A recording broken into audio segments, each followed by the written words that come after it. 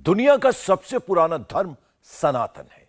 हिंदुस्तान में 80% लोग इस धर्म को मानने वाले हैं। उनकी आस्था में सनातन है, उनके आराध्य सनातन है, उनके रोम रोम में सनातन है। और इसी सनातन को एक नेता ने बीमारी कह दिया, वो भी डेंगू, मलेरिया, कोरोना जैसी खतरनाक बीमारी। उस नेता ने सनातन को खत्म कर देने की बात कही। यह नेता तमिलनाडु के मुख्यमंत्री एम.के. स्टालिन का बेटा है और इसने पूरे होशो हवास में मंच पर पेपर से पढ़कर यह बात कही है। डीएमके इंडिया अलायंस की अहम पार्टनर है। वैसे यह बयान तो दक्षिण से आया, लेकिन पूरा उत्तर भारत उबल गया। 23 और 24 के इलेक्शन का टेम्परेचर देखा जाने लगा।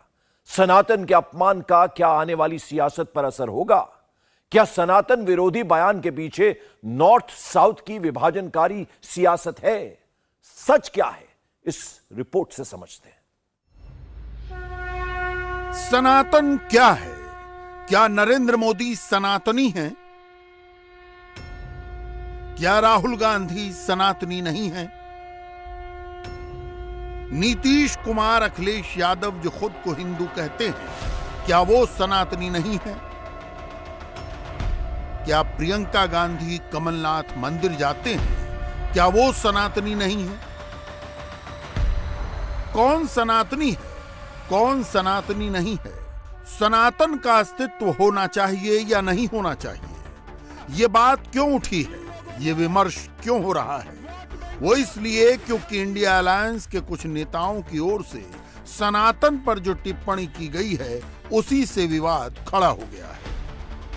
இந்த சனாதன ஒழிப்பு மாநாட்டில் வாழ்த்துறை வழங்கும் வாய்ப்பை தந்த இந்த மாநாட்டு ஏற்பாட்டு குழுவுக்கு முதற்க என்னுடைய வணக்கத்தையும் நன்றியும் நான் தெரிவித்துக் கொள்கின்றேன். இந்த மாநாட்டுடைய தலைப்பே மிகவும் சிறப்பாக அமைந்திருக்கின்றது. சனாதன எதிர்ப்பு மாநாடு என்று போடாமல் சனாதன ஒழிப்பு மாநாடு என்று நீங்கள் இதை போட்டிருக்கிறீர்கள், இதை அழைத்திருக்கிறீர்கள், இந்த நிகழ்ச்சிக்கு பெயரிட்டீர்கள். அதற்கு என்னுடைய வாழ்த்துக்கள். சிலவற்றை நாம் ஒழிக்கத்தான் வேண்டும், எதிர்க்க முடியாது. கொசு, டெங்கு காய்ச்சல், மலேரியா, கொரோனா இதையெல்லாம் நம்ம எதிர்க்கக்கூடாது, ஒழித்து கட்ட வேண்டும். அப்படிதான் இந்த சனாதனம். சனாதனம் என்பதை எதிர்ப்பதை விட ஒழிப்பதே நாம் செய்ய வேண்டிய முதல் காரியமாகும். எனவே இந்த மாநாட்டிற்கு மிக பொருத்தமான தலைப்பு வைத்திருக்கிறீர்கள், அதற்கு என்னுடைய பாராட்டுகள். சனாதனம்னா என்ன? சனாதனம் அப்படிங்கிற பெயரே சமஸ்கிருதத்திலிருந்து வந்ததுதான். சனாதனம் சமத்துவத்திற்கும் சமூக நீதிக்கும் எதிரானது. उदयनिधि मारन तमिलनाडु के मुख्यमंत्री स्टालिन के बेटे हैं। सनातन पर इन्हीं के ज्ञान पर विवाद खड़ा हो गया है, लेकिन उदयनिधि अब तक अपनी बात पर कायम है। मतलब सनातन डेंगू, मलेरिया, कोरोना जैसी बीमारी है जिसका खात्मा होना चाहिए। इंडिया अलायंस का सनातन ये है।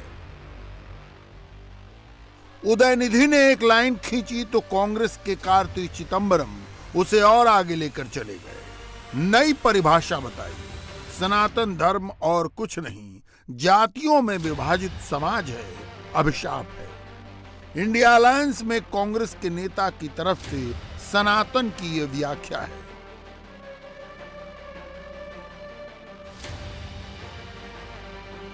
और नरेंद्र मोदी के लिए सनातन क्या है? नरेंद्र मोदी का सनातन ये है। सनातन सिर्फ एक शब्द नहीं है, ये नित्य नूतन है, परिवर्तनशील है।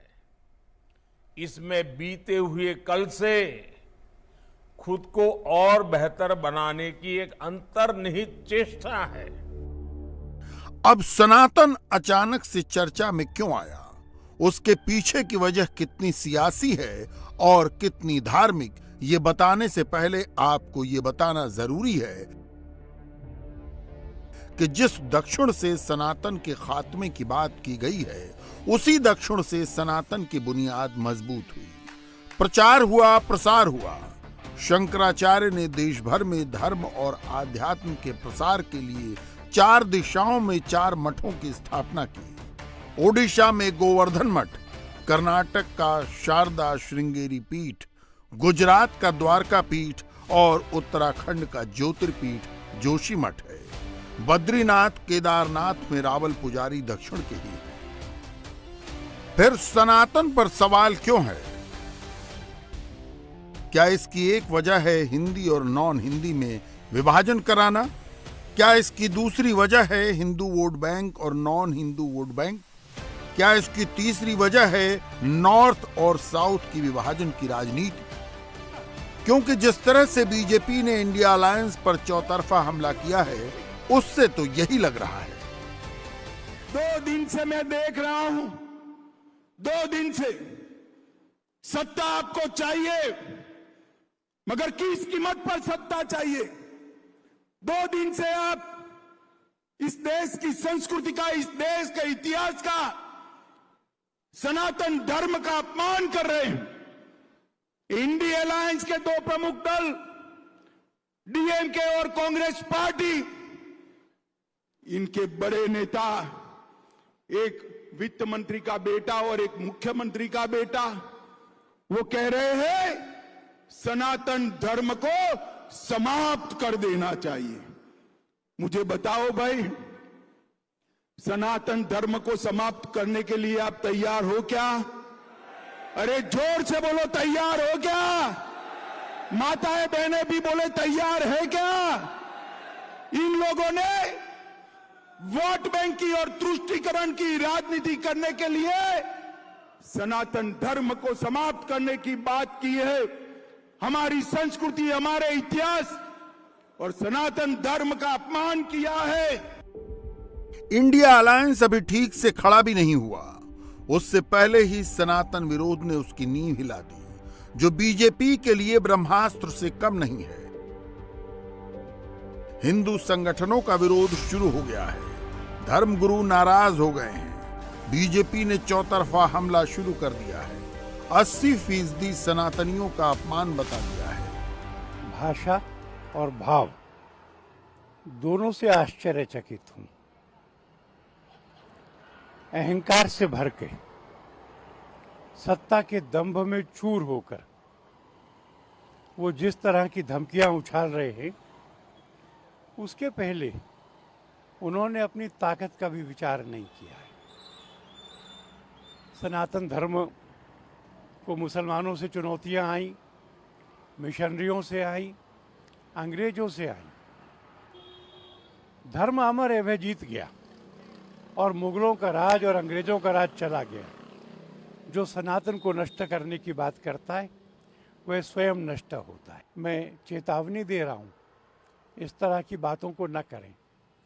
इसके जो परिणाम होंगे वो उनके लिए भी गंभीर हो सकते हैं। डूंगरपुर में गृह मंत्री अमित शाह जब आए तो सनातन को लेकर इंडिया अलायंस की पूरी कुंडली पढ़कर आए।